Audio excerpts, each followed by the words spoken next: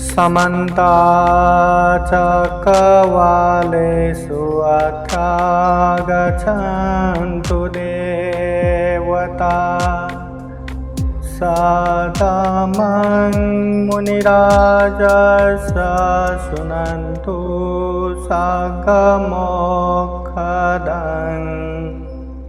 धम्मश्रवणकालो अयं भदन्ता धम्मश्रवणकालो अयं भदन्ता धम्मश्रवणकालो अयं भदन्ता नमो तस्स भगवतो अरहतो सम्मा सम्बुद्दस्स अकोचिमं अवधिमं अजिनिमं अहासिमे ये च तं उपनयन्ति वैरं तेषां न सम्मति। साधु साधु साधु।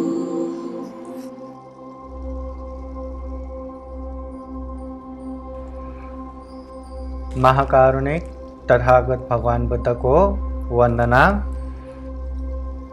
महाकारुणिक तथागत बुद्ध द्वारा देशित स्वाख्यात धम्म को वंदना। महाकारुणिक तथागत भगवान बुद्ध के अनुयायी सुप्रतिपन्न श्रावक संघ को वंदना। परम पूजनीय बोधिसत्व डॉक्टर बाबा साहब अम्बेडकर और यहाँ उपस्थित हुए संपूर्ण श्रद्धावान धम्म प्रेमी उपासक उपासिकाएं, ये वर्षावास काल के विशेष कार्यक्रम में जो भी यहाँ उपस्थित हुए हैं सबका मंगल मैत्री कामना करते हुए बुद्धवाणी हम यहाँ चर्चा करेंगे। महाकारुणिक तथागत भगवान बुद्ध ने उन समय में ही एक बुद्धवाणी एक गाथा उपदेश दिए थे। अक्कोचिमं अवधिमं अजिनिमं आहासिमे ये च तं उपनयन्ति वैरं तेषां न सम्मति। इस दुनिया में बहुत सारे लोग हैं जो मुझे मारा, मुझे गाली दिया, मुझे जीत लिया, मुझे लूट लिया, ऐसे बार बार मन में लाके खुद ही तड़पते रहते हैं, बेचैनी के साथ रहते हैं। इतना दुर्लभ जीवन मिला है, इतना अमूल्य जीवन मिला है, फिर भी जिंदगी में जिंदगी के कहीं भी मोड़ पे किसी ने भी थोड़ा भी हमें कुछ बोला हो या कुछ किया हो, जाने अनजाने में कुछ भी किया हो, वही बार बार याद करके मन अशांत बना के रखते हैं। महाकारुणिक तथागत भगवान बुद्ध ने स्पष्ट बोले हैं, जब तक कोई भी अपने मन में बार बार ये ख्याल रखते हैं कि उसने मुझे मारा है, उसने मुझे गाली दिया है, उसने मुझे लूट लिया है, उसने मुझे जीत लिया है, ऐसे बार बार मन में लाते हैं, उसके मन में कभी भी शांति नहीं होगा। कितने भी शांत अवस्था हो, कितने भी अच्छा वातावरण हो, मगर उसके मन में अशांत है तो वो शांति के साथ नहीं रह सकता। इसलिए बुद्ध ने कहा है, जो जिस समय लोग ये बातें छोड़ के इन बातों से अलग होके उसने मारा है तो मारा है, उसने मुझे गाली दिया है तो दिया है, उसने मुझे लूटा है तो लूटा है, उसने मुझे जीता है तो जीता है। अगर उसके भी गलती हो तो भी माफ, मेरी गलती हो तो मैं क्षमा मांगता हूँ करके ये चीजें छोड़ के आगे बढ़ते हैं, तब वहाँ शांति होगा, वहां आराम होगा, कोई भी बेचैनी, कोई भी तकलीफ नहीं होगा। इसलिए तथागत बुद्ध ने ये बातें हमेशा याद करने के लिए बोले हैं। लास्ट धम्म देशना में हमने थोड़ा ये भी चर्चा किया था कि महाकारुणिक तथागत भगवान बुद्ध असत्य वाणी कभी नहीं बोलते। भले ही सामने वाले को प्रिय लगता हो, अच्छा लगता हो, तब भी तथागत बुद्ध असत्य वाणी कभी नहीं बोलते। इसका मतलब ये भी नहीं कि सत्य है करके हमेशा सत्य भी बोलते हैं। तथागत बुद्ध सत्य भी तभी बोलते हैं जब उसका परिणाम सामने वाले को अच्छा आना चाहिए, कुशल आना चाहिए, भले ही वो प्रिय लगे या अप्रिय लगे। हम जब भी पंचशील प्रार्थना करते हैं तब भी हम पंचशीलों में एक शील ये भी याचना करते हैं, मुसा वादा वेरमणि सिक्खापदं समादयामि। हम असत्य झूठ बातें नहीं बोलेंगे। ये तथागत बुद्ध के तरफ से हमें सत्य क्रिया नहीं है। तथागत बुद्ध के तरफ से हमें ये हटकड़ी लगाने जैसा दिया हुआ नहीं है। ये हम खुद होके बोल रहे हैं कि हम झूठ असत्य वाणी नहीं बोलेंगे। तथागत बुद्ध ने ये नियम बना के तुम लोगों को कैसा भी हो पालन करना ही है करके जेल में डाले जैसा उपदेश कभी नहीं दिया। तथागत बुद्ध कहते हैं झूठ नहीं बोलना तो क्यों नहीं बोलना, ये समझो। अगर झूठ बोलेंगे तो क्या होता है, दुनिया में झूठ बोलने वाले को क्या क्या हुआ है, ये चीजें देखो। अगर झूठ बोलने से क्या होगा और झूठ न बोलने से क्या होगा ये मालूम पड़ जाए, ये बातें अंदर से स्पष्ट हो जाए, तो वो इंसान कोई भी अवस्था हो आराम से झूठ बोलने की मौका भी मिले तब भी वो झूठ नहीं बोलेगा। भगवान बुद्ध के समय में ऐसा भी हुआ है जो मजाक मजाक में झूठ बोल के भी बहुत बड़ा पाप का विपाक भुगतना पड़ा। बौद्ध ग्रंथों में झूठ बोलने से क्या विपाक बोला है और सत्य या झूठ ना बोलने से क्या अच्छा परिणाम आता है, इसके विषय में चर्चा करेंगे। सबसे पहले जो इंसान झूठ बोलते हैं, झूठ का मतलब जो गलत है, जो बिल्कुल विपरीत है, ऐसे झूठ बोलना। झूठ चाहे वो मजाक में बोलो या सच्ची में बोलो, झूठ झूठ ही होता है। मन से, इंटेंशन से, चेतना से जब वो झूठ बोलता है तो वो असत्य होता है। तो असत्य बातें पूरा होने के लिए 5 अंग पूर्ण होना चाहिए। सबसे पहले वो असत्य है ये हमें पता होना चाहिए। दूसरा, वो असत्य बातें बोलेंगे ऐसे मन में भी आना चाहिए। तीसरा, असत्य बातें बोलने की प्रयास भी होना चाहिए। असत्य बातें बोलना भी चाहिए। और 5 में असत्य बातें सामने वाले सुन के मतलब उसका परिणाम भी आना चाहिए कि उनको अच्छा लगना या सत्य जैसा लगना, कि उसको भी परिणाम आना चाहिए। 5 अंग परिपूर्ण होने से असत्य बातें होते हैं।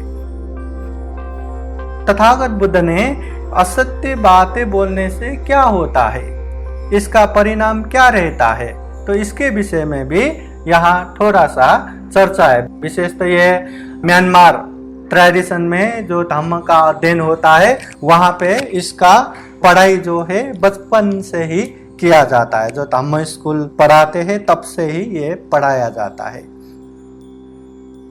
असत्य बातें बोलने से विशेषतः 7 विपाक आता है, मतलब 7 दुष्परिणाम भुगतना पड़ता है। वो 7 क्या क्या है? 1 नंबर, जो असत्य बातें बोलते हैं।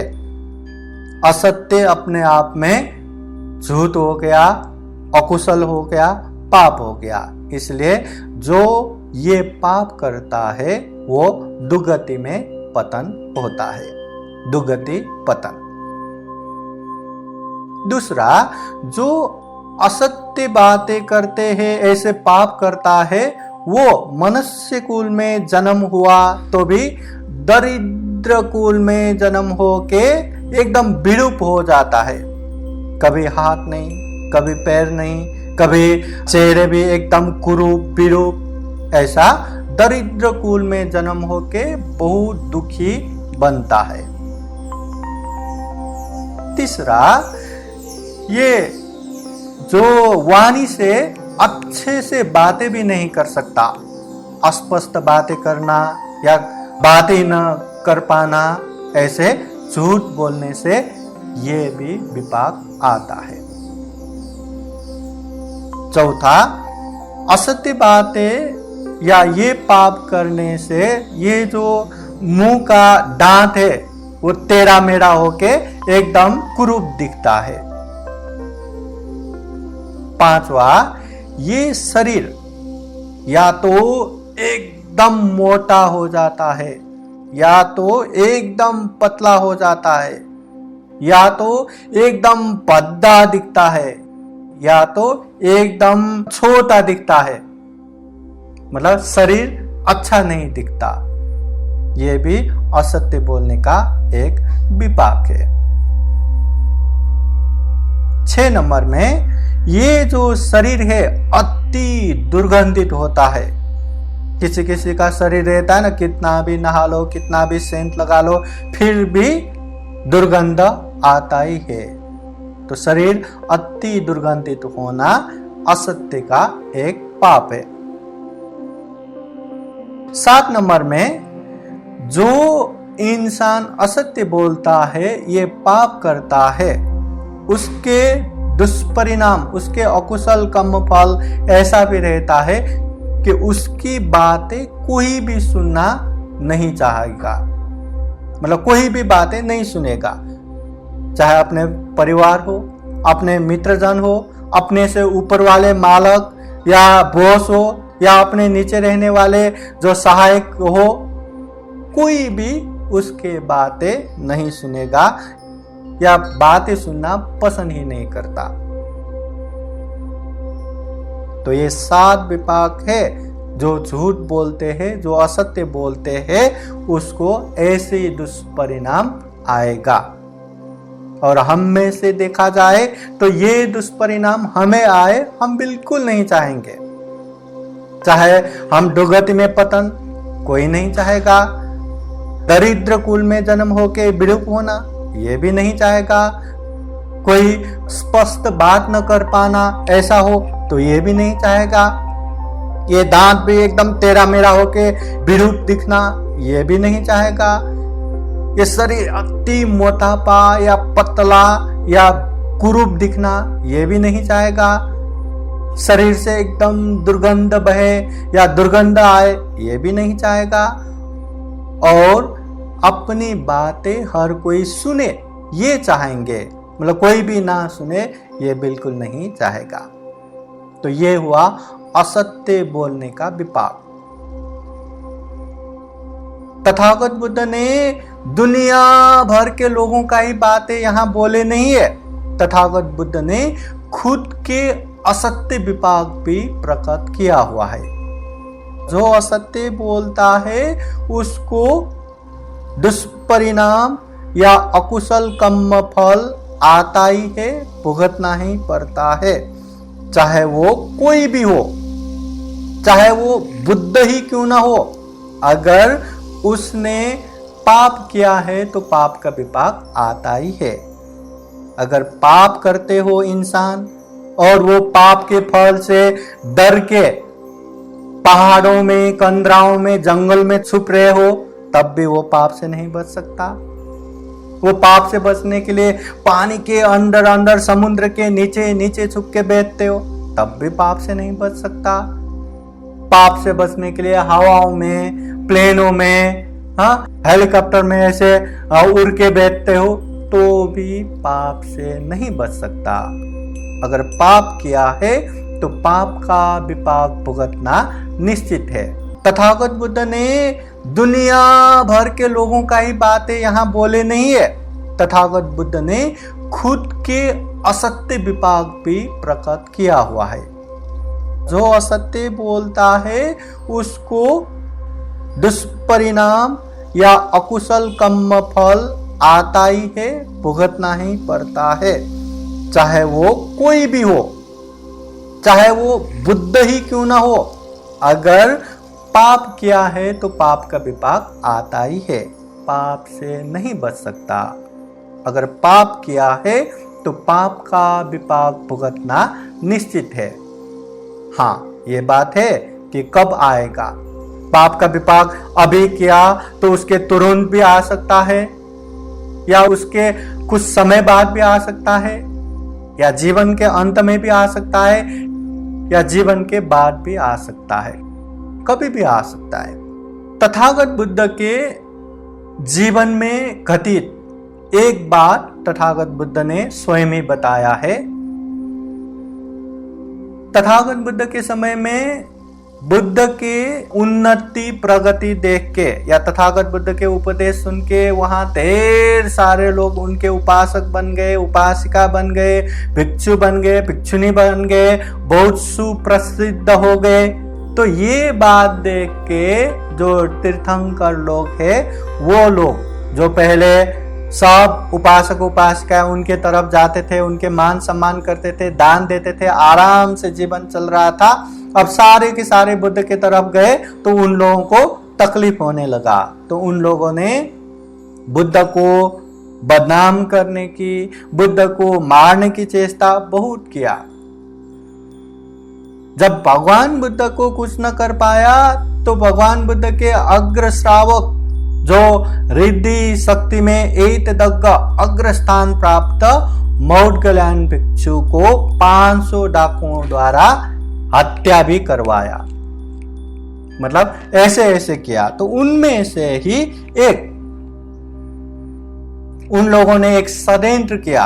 अभी षड्यंत्र क्या करना कि तथागत बुद्ध को बदनाम करेंगे।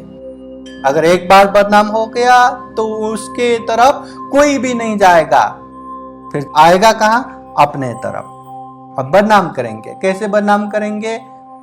उन लोगों ने अच्छे से योजना बनाया और अपने ही बिरादरी में एक खूब सुंदर एक लड़की थी जिसका नाम चिंच मानविका थी। चिंच मानविका अति सुंदर, परम सुंदर, इतने अच्छे। तो उनके सहयोग से एक प्लान बनाया। प्लान क्या है कि वो सुंदरी जाके तथागत बुद्ध के शील को भंग करना, तथागत बुद्ध को बदनाम करना। उस हिसाब से चिंच मानविका जाके तथागत बुद्ध के सामने अनेक अनेक शील भंग करने की कोशिश की, मगर बुद्ध तो बुद्ध है, जिनके तृष्णा ही नहीं है, जिनके पास कुछ भी ऐसे आश्रव क्लेश नहीं है, उसको क्या बिगाड़ेंगे। तो कुछ न कर पाया तो फिर दूसरा प्लान किया। दूसरा प्लान क्या? अब क्या करते हैं, हर दिन जब उपासक उपासिकाएं संध्या काल अपने अपने घर लौटने का समय होता है तो वो चिंच मानविका एकदम साज सज्जा के साथ एकदम सज धज के बिहार की तरफ जाते थे और वहां से दूसरे जो कुटी है वहां जाके रहती थी।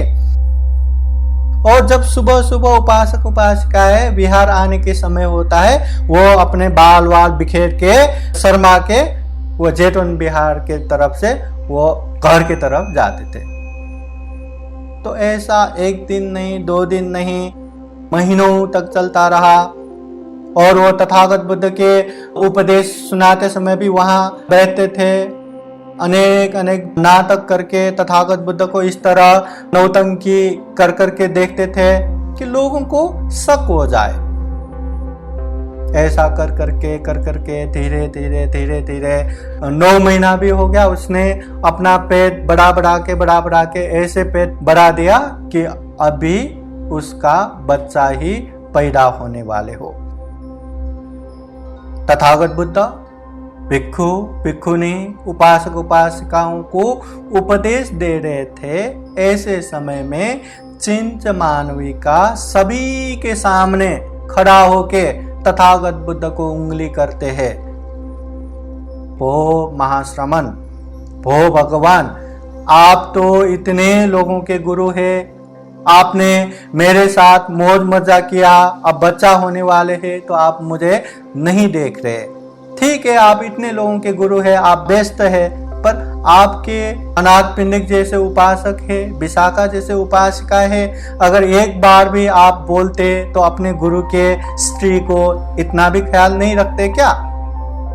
ऐसे सबके सामने बदनाम किया। ये देख के लोगों को जो ज्ञान प्राप्त नहीं हुए हैं, सारे लोगों को शक तो होना ही है। क्यों? क्योंकि ये एक दिन का नाटक नहीं था। ऐसे रोज करते करते 9 महीना बीत चुका था और पेट बड़ा होते होते सबने देखा था। ऐसे समय में सब लोग वहां बेचैनी, घबराहट जैसा माहौल कैसा कैसा हो गया। ऐसे समय में भी तथागत बुद्ध के चेहरे में थोड़े भी गंभीर भाव नहीं था, थोड़े भी डर त्रास नहीं था। बस एकदम निडर होके शांत से चिंच मानवी को बताते हैं, हे भद्र महिला, ये बात या तुम जानते हो या मैं जानता हूं। इतने प्लान योजना के बाद, इतने लोगों के सामने ऐसा बोलने के बाद भी तथागत बुद्ध बिल्कुल भी नहीं घबराया और तथागत बुद्ध के वो निडरपना, वो भाव देख के चिंच मानवी का एक तरह से घबरा गए। इतना घबरा गए, बुरी तरह से इतना घबरा गए, इतना कॉन्फिडेंस लूज हो गया कि पेट में जो लकड़ी बांध के वो आए थे वो ढीला हो गया, गिर गया, वहीं के वहीं पर्दाफाश हो गया। मगर इतने लोगों के सामने बुद्ध को बदनाम करना ये बहुत बड़ी बात है। तो एक बार भिक्षु संघ में ये चर्चा होता है कि तथागत बुद्ध को चिंच मानविका जैसी महिला आके इतना बदनाम किया, ये कैसे, ये क्यों? बुद्ध वहां पहुंचते हैं, संबोधन करते हैं, हे भिक्षुओं, क्या बातें चल रहा है? हाँ वो भगवान, हम ये बातें कर रहे हैं। तो बुद्ध कहते हैं, इसका जिम्मेदार भी मेरे ही कम्म है।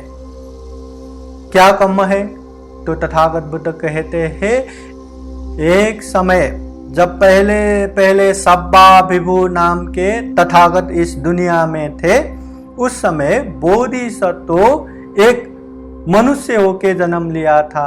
और मनुष्य में भी क्या, वो तो बहुत पहले हो गया। तो उस समय ज्यादा वो पीने वाला, ज्यादा दारू वारू पीने वाला और दारू वारू पी के कुछ भी बोलने वाला, ऐसा था वो। एक समय एक औरत भिक्षु जिसका नाम नंद स्थविर था, नंद स्थविर रास्ते पे हाथ में भिक्षा पात्र लेके शांति से भिक्षा जा रहे थे। तब बोधिसत्व दारू पी के बेहोश जैसा होके वही रास्ते से जा रहा था। एक सन्यास, एक भिक्षु शांत से हाथ में पात्र लेके भिक्षाटन जाते देख के उससे सहन नहीं हो गया, क्योंकि पी चुके थे, होश में नहीं थे। तो उसने नंद भिक्षु को आरोप लगाया, देखो देखो देखो, दुनिया के सामने कितने शांत शीलवान जैसे चल रहे, क्या पता अंदर ही अंदर कितने लड़कियों के साथ मौज मजा करते हो, कितना भ्रष्टाचार या शील भंग करते हो। दुनिया के सामने बड़ा नाटक करके चलते हैं, ऐसा आरोप लगाया।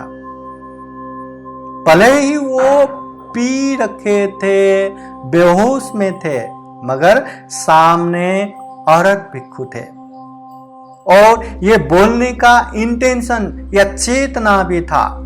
बुद्ध ने कहा है, चेतना अहं भिक्खवे कम्मं वदामि। चेतना युक्त जो कार्य है उसी को कम्म कहते हैं। उस समय बोधिसत्व ने वो बातें बोलेंगे मन से सोच के अरहत भिक्षु नंद के सामने ऐसे बोले थे, आरोप लगाया था। वही आरोप, वही असत्य, वही झूठ बातें, वो इतना बड़ा पाप बन गया, न जाने कितने कितने कितने जन्म तक उसका विपाक भुगतना पड़ा, कितने बार दुर्गति जाना पड़ा। और अंत में जब बोधि ज्ञान प्राप्त करके बुद्ध बन गए, सर्वज्ञ बन गए, उस समय में भी ये चिंच मानविका आके इतने लोगों के सामने बदनाम किए। बुद्ध का कहना यही है, जो पाप करता है उसका विपाक आना निश्चित है, भले ही अभी आए या कुछ देर बाद आए या जीवन के अंत में आए या जीवन के बाद आए, मगर पाप किया है तो उससे कोई भी नहीं बच सकता। बुद्ध बार बार कहते हैं, पाप क्या है पहचानो, धम्म क्या है पहचानो। ये पाप ना करना, दूसरों को हम उपकार नहीं कर रहे, खुद के उपकार कर रहे हैं। ये एक जन्म के लिए नहीं, ना जाने कितने कितने जन्मों के लिए, जब तक दुख मुक्त निर्वाण प्राप्त नहीं होगा तब तक के लिए हम खुद के ऊपर ही उपकार कर रहे हैं। इसलिए पाप को पहचानो, पाप से दूर रहो, पुण्य को पहचानो, पुण्य करो, और हो सके तो अपने चित्त को हमेशा परिशुद्ध रखो, क्योंकि चित्त अशुद्धि हो गया तो चित्त के कारण ही वाणी से गलत गलत आता है, शरीर से गलत गलत पाप करता है। चित्त शुद्ध हो गया तो शरीर भी शुद्ध हो जाता है, वाणी भी शुद्ध हो जाता है। इसलिए ये चित्त परिशुद्ध करो। ये एक बुद्ध के उपदेश नहीं, जितने भी बुद्ध आके गए हैं, जितने भी बुद्ध ये वर्तमान समय में है और जितने भी बुद्ध भविष्य में आएंगे, सारे बुद्धों का उपदेश यही है। धम्मपद ग्रंथ में भी ये गाथा आया हुआ है। जब भी हम धम्म पालन गाथा लेते हैं तब भी हम ये लेते हैं, चाहे कोई भी धम्म देशना हो, कोई भी बौद्ध सभा समारोह हो, हमेशा ये गाथा आता ही है। फिर से एक बार ये गाथा सुनाता हूं। सब पाप सकरणं कुशला सौपसंपदा सचित परियोदपनं ये तं बुद्धान शासनं। सब पाप सकरणं, जितना भी पाप है वो मत करो। कुशल सा उपसंपदा, जो कुशल है, जो पुण्य है वो करो। सचित्त परियोदपनं, अपने चित्त को परिशुद्ध करो। ये तं बुद्धान शासनं, ये बुद्धों का उपदेश है, शिक्षा है, शासन है। इसलिए हम भी जीवन में ज्यादा से ज्यादा पुण्य कर सके, धम्म कर सके। पाप भले ही थोड़ा क्यों ना हो, पाप भले ही छोटा क्यों ना हो, हर ऐसे पाप से दूर रह सके। दुर्लभ, अमूल्य, सर्वश्रेष्ठ जीवन को सफल बना सके, सार्थक बना सके। फिर एक बार आप लोगों के जीवन में खूब खूब सुख हो, शांति हो, मंगल हो, कल्याण हो। जीवन में ज़्यादा से ज़्यादा पुण्य करके जन्म जरा व्याधि मरण से मुक्त निर्वाण तक प्राप्त कर सके, ऐसी कामना करते हुए बुद्ध वचन पाली गाथा द्वारा आशीर्वाद देते हैं। सब लोग एक बार हाथ जोड़ के बैठिए। सभीतियो विवजन्तु सब्बरोगो विनाशतु माते भवतु अन्तरायो सुखी दीर्घायुको भवतु सर्वमङ्गलं रक्षन्तु सर्वदेवता सर्वबुद्धानुभावेन सदा सोते भवन्तु ते भवतु सर्वमङ्गलं रक्षन्तु सर्वदेवता सर्वधर्मानुभावेन सदा सोते भवन्तु ते भवतु सर्वमङ्गलं रक्षन्तु सर्वदेवता सर्वसङ्घानुभावेन सदा सोते भवन्तु ते एचितं पाचितं तुय्यं क्षिप्रमेव समीचतो सभे पूरयन्तु चित्तसङ्कल्पा छन्दोपन्नरसो यथा आयु आरोग्ये सम्पत्ति सर्गसम्पत्तिमेव च अथो निब्बान सम्पत्ति इमिनाते समीचतो साधु साधु साधु। नास्ति मे शरणं अन्यं बुद्धो मे शरणं वरं एतेन सचवचेन होतु मे जयमङ्गलं नास्ति मे शरणं अन्यं धम्मो मे शरणं वरं एतेन सचवचेन होतु मे जयमङ्गलं नास्ति मे शरणं अन्यं सङ्गो मे शरणं वरं एतेन सचवचेन होतु मे जयमङ्गलं साधु साधु साधु। बुद्धं नमामि बुद्ध को नमन करता हूँ धम्मं नमामि धम्म को नमन करता हूँ संघं नमामि संघ को नमन करता हूँ